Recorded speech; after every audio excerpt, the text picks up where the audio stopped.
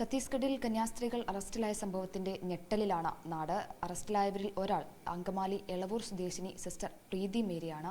പ്രീതി മേരിയുടെ കുടുംബം നമ്മോടൊപ്പം ചേരുന്നുണ്ട്. 30 വർഷത്തിലേറെയായി അവിടെ നോർത്ത് ഇന്ത്യയിൽ ഇത്തരത്തിൽ പ്രേക്ഷിത പ്രവർത്തനങ്ങളടക്കം നടത്തുന്ന ഒരാളാണ്. വലിയ ഞെട്ടലാണ് ഉണ്ടാക്കിയിരിക്കുന്നത്. വളരെ വേദനയോടെയാണ് ഞങ്ങൾ ഇതിനെ നോക്കി കാണുന്നത്.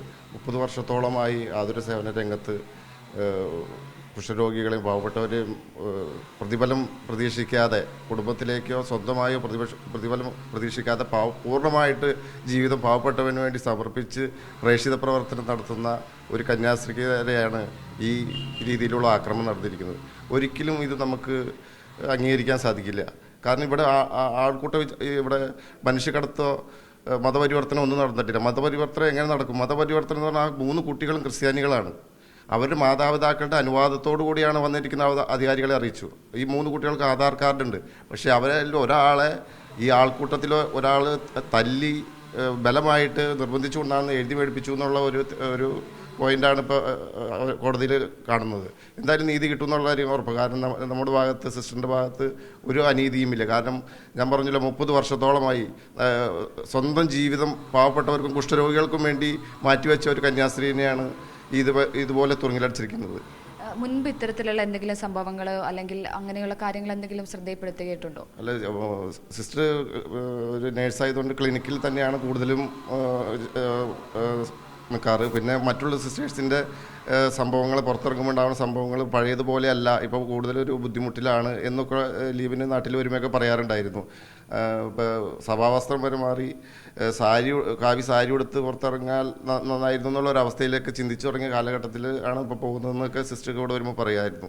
നാട്ടിൽ വന്ന് പോകുമ്പോഴായാലും സിസ്റ്റിനുള്ള വസ്തുക്കൾ കൊണ്ടുപോകുന്നതിനേക്കാളും കൂടുതൽ അവിടെയുള്ള പാവപ്പെട്ടവർക്ക് വേണ്ടിയുള്ള ഡ്രസ്സുകളും ഒക്കെ പാക്ക് ചെയ്ത് ഈ ട്രെയിനിൽ കൊണ്ടുപോകുന്നത് ഞങ്ങളാണ് കയറ്റി കൊടുത്ത് വിടുന്നത്. അപ്പോൾ ഞങ്ങൾ പറഞ്ഞു, വയ്യാത്തതായ സിസ്റ്റർ എന്തിനാ എത്ര വലിയ സാധനങ്ങൾ കൊണ്ടുവന്ന് വെച്ചപ്പോൾ അവിടെ തീരെ പാവപ്പെട്ട കുട്ടികളും ആളുകളാണ്, അവർക്ക് കൊടുക്കാൻ വേണ്ടിയാണെന്നും പറഞ്ഞ് ഞങ്ങളോടൊക്കെ ശേഖരിച്ച് ബണ്ടിലാക്കി കൊണ്ടുപോകുന്ന ഒരു സിസ്റ്ററെയാണ് ഇന്ന് നമ്മുടെ നീതി വ്യവസ്ഥ തുറങ്ങിലടച്ചിരിക്കുന്നത്.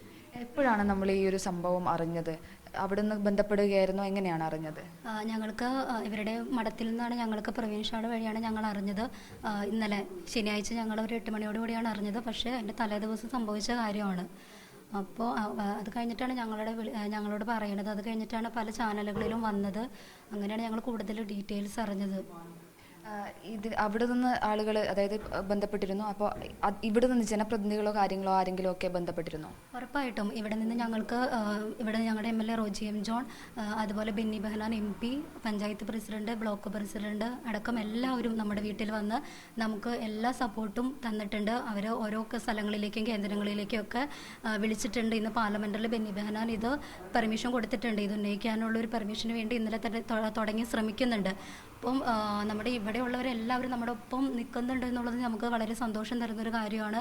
അതുകൂടാതെ രാജീവ് മിനിസ്റ്റർ ഇന്നലെ വിളിച്ച് സംസാരിച്ചിരുന്നു. അവരും വേണ്ട നടപടികളെല്ലാം സ്വീകരിക്കാമെന്നാണ് പറഞ്ഞിരിക്കുന്നത്. അപ്പോൾ അവരിലൊക്കെ ഞങ്ങൾക്ക് ഒത്തിരി വിശ്വാസമുണ്ട്. ഇന്ന് ജാമ്യം കിട്ടും എന്നാണ് ഞങ്ങളുടെ ഒരു വിശ്വാസം. കേസിന്റെ നടപടികൾ ഇപ്പോൾ ഏറ്റവും ലേറ്റസ്റ്റ് ആയിട്ട് നമുക്ക് അറിയാൻ സാധിക്കുന്നത് എന്താണ്? ഇപ്പോൾ 9 മണിയാകുമ്പം കോടതിയിൽ ഹാജരാക്കുമെന്നാണ് ഞങ്ങൾക്ക് ഇവിടുത്തെ പ്രൊവിൻഷ്യൽ നിത്യ എന്ന് പറഞ്ഞ സിസ്റ്റർ അവിടെയുണ്ട്. സിസ്റ്റർ ഇന്നലെ ഇവിടുന്ന് ഫ്ലൈറ്റിന് അവിടെ ചെന്നിട്ടുണ്ട്. അപ്പോൾ സിസ്റ്റർ ഇപ്പോൾ സ്വിച്ച് ഓഫ് ആയിരിക്കുമെന്ന് പറഞ്ഞിരുന്നു ഫോൺ.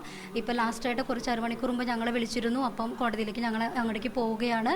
അപ്പോൾ ബാക്കിയെല്ലാം ശുഭമായിട്ട് അവസാനിക്കും എന്നുള്ളൊരു പ്രതീക്ഷയാണ് സിസ്റ്റർ തന്നിരിക്കുന്നത്. കാരണം 100% സത്യം നമ്മുടെ ഭാഗത്താണ്. നമ്മൾ തെറ്റൊന്നും ചെയ്തിട്ടില്ല. തെറ്റ് ചെയ്യുന്നവരാണ് പേടിക്കേണ്ട കാര്യമുള്ളൂ. അപ്പോൾ നമ്മളൊരു ജനാധിപത്യത്തിലാണ് നമ്മൾ വിശ്വസിക്കണത് എന്നുണ്ടെങ്കിൽ ഉറപ്പായിട്ടും നീതി കിട്ടണം. വേറൊരാൾക്കും ഇതുപോലെ ഒരിക്കലും സംഭവിക്കരുത്. ഇതിപ്പോൾ ഒരു ഒറ്റപ്പെട്ട സംഭവം മാത്രമല്ല, ഒത്തിരി സംഭവങ്ങൾ ഇങ്ങനെ വന്നുകൊണ്ടിരിക്കുകയാണ്. പക്ഷെ നമ്മുടെ ഒരു ഫാമിലിയിൽ ഒരാൾക്ക് ഉണ്ടാകുമ്പോഴാണ് ഇതിൻ്റെ ഒരു ഭീകരാവസ്ഥ നമുക്ക് മനസ്സിലാവുന്നത്. അപ്പോൾ ഞങ്ങളുടെ ഒരു ആഗ്രഹം, ഞങ്ങളുടെ ചേച്ചിക്ക് ഉണ്ടായുള്ള ഒരു അനുഭവം ഇനി ഒരാൾക്കും ഉണ്ടാകാതിരിക്കുന്നതിന് വേണ്ടിയുള്ളൊരു നടപടിയും നമ്മുടെ രാജ്യത്ത് നിന്ന് ഉണ്ടാകണമെന്നാണ് ഞങ്ങളുടെ ഒരു ആവശ്യവും. വലിയ നീതി നിഷേധം തന്നെയാണല്ലോ സംഭവിച്ചിരിക്കുന്നത്. എന്താണെന്ന് വെച്ചാൽ അതിൻ്റെ അറിഞ്ഞിടത്തോളം അതിൻ്റെ കറക്റ്റ് അറിയാതെ അവിടെ പ്രക്ഷോഭം നടത്തിയ ഒരു ഭാഗത്തിൻ്റെ മാത്രം ഭാഗം കേട്ടുകൊണ്ട് അതിന് അനുസരിച്ചുള്ള ഒരു കേസാണ് അവരെടുത്തിരിക്കുന്നതാണ് നമുക്ക് മനസ്സിലാക്കാൻ കഴിയുന്നത്. സിസ്റ്റർ പ്രീതി മേരിയുടെ കുടുംബമാണ് നമ്മോട് സംസാരിച്ചത്. വലിയ നീതി നിഷേധം നടന്നു എന്നുള്ള പരാതി കുടുംബത്തിനുണ്ട്. വരും മണിക്കൂറുകളിൽ കേസിന്റെ കൂടുതൽ കാര്യങ്ങൾ എന്താണ് എന്നുള്ളത് സംബന്ധിച്ച് അറിയാൻ സാധിക്കും. സഞ്ജു പൊറ്റമ്മലിനൊപ്പം ലിഡിയ ജേക്കബ്, മീഡിയ 1, കൊച്ചി.